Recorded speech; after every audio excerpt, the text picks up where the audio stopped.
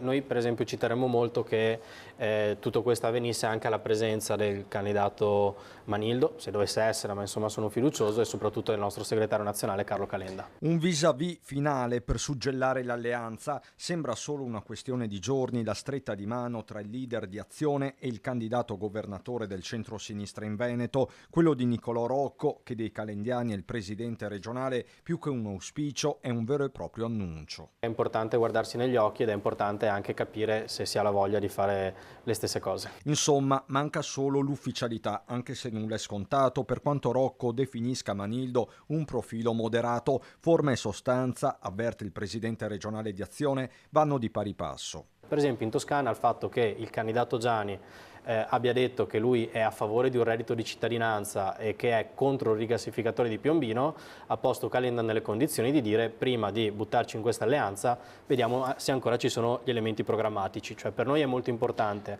al di là della stima per il candidato, dire: se noi un domani andiamo a governare, le cose che fanno bene alla regione, che fanno bene ai cittadini, che fanno bene alle imprese, siamo in grado di farle o non siamo in grado di farle? Intanto da Manildo arriva una proposta proprio in campo economico, quella di riequilibrare i rapporti tra grande distribuzione e negozi di vicinato, destinando una parte degli oneri di urbanizzazione legati a nuovi grandi insediamenti commerciali al sostegno degli esercizi di quartiere. La questione per Manildo riguarda le competenze urbanistiche della regione, sullo sfondo il crollo verticale di attività nei centri urbani, 2500 in meno in 12 anni.